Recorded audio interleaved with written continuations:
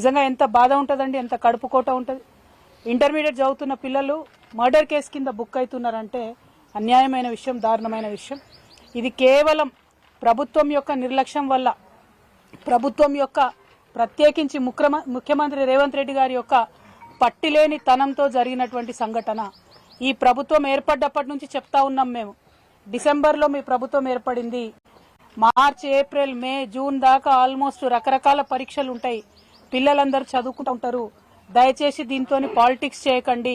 విద్యాశాఖకు సపరేట్గా మంత్రి లేడు కాబట్టి ముఖ్యమంత్రి గారు తక్షణమే రివ్యూ చేయండి అని పదే పదే పదే మొత్తుకున్నాం. నిజంగా ఒక తల్లిగా నేను చాలా బాధపడతా ఉన్నాను. ఇది నేను 5వ చావు చూడడం. కేవలం బీసీ, ఎస్సీ, ఎస్టీ గురుకులాల్లో జరుగుతున్నటువంటి చావులు నేను ప్రత్యక్షంగా పోయింది ఇది 5వది. దాదాపు 12-15 మంది పిల్లల పొట్ట పెట్టుకున్నది కాంగ్రెస్ ప్రభుత్వం. ఎందుకంటే డిసెంబర్లో ఎప్పుడైతే ప్రభుత్వం మారిందో తక్షణమే ఒక్కసారి రివ్యూ చేసుకొని ఈ స్కూల్స్ అన్నిటిని చూసుకున్నట్టయితే బాగుండేది.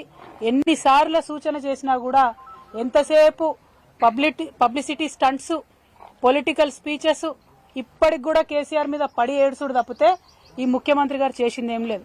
ఇవాళ ఒక తల్లిగా నేను ఆవేదనతో చెప్తా ఉన్నా. మేము చూసొచ్చినాం ఇవాళ తండాలో ఊరంతా కన్నీరు మున్నీరుగా ఏడుస్తున్నారు. ఎవరు తీసుకొచ్చి ఇస్తారు చెట్టంత కొడుకును? ఎంత బాధ అవుతుంది. ఆ కడుపు కొత్త అర్థం చేసుకోవాలి కదా. ఎందుకు చచ్చిపోయిన పిల్లలు? చిన్న మిస్టేక్, చిన్న గొడవ ఆపడానికి అక్కడ ఎవరు లేకపోతే 8 మంది పిల్లల జీవితాలు ఇలా ఆగమైనాయి. మళ్ళీ ఇవాళ చెప్తా ఉన్నాం గౌరవ ముఖ్యమంత్రి గారికి, దయచేసి ఇప్పటికన్నా మీరు రివ్యూ చేయండి. ఇది పిల్లలాట కాదు. ఏదో పొలిటికల్ స్పీచ్ ఇచ్చి కేసీఆర్ను 2 మాటలు అనిపోయితే సమస్యలు సాల్వ్ కావు. బీసీ హాస్టల్లో 2 ఆడపిల్లలు చనిపోయినారు, భవ్య, వైష్ణవి. వాళ్ళిద్దరికి న్యాయం చేయాలి, కనీసం ఇన్వెస్టిగేషన్ చేయాలంటే చేతగానటువంటి ముఖ్యమంత్రి రేవంత్ రెడ్డి గారు ఇవాళ 2 బిడ్డల ఆడపిల్లల తల్లిదండ్రులు వచ్చి ధర్నా చౌక్ దగ్గర ధర్నా చేస్తూ ఉంటే వాళ్ళని ధర్నా చేయనీయకుండా అరాచకంగా పోలీసులు తీసుకుపోయి అరెస్ట్ చేసిండ్రు. కేసీఆర్ గారి పాలనలో ధర్నా చౌక్ లేదు, అవసరం రానియలేదు. ఎవరు వచ్చినా కూడా మేము మాట్లాడినాం, ఎవరు వచ్చినా సమస్య పరిష్కారం చేసినాం. పారిపోలే మేము వెను చూపించి. జరుగుతాయి సమస్యలు ప్రజా జీవితంలో, నిలబడాలే.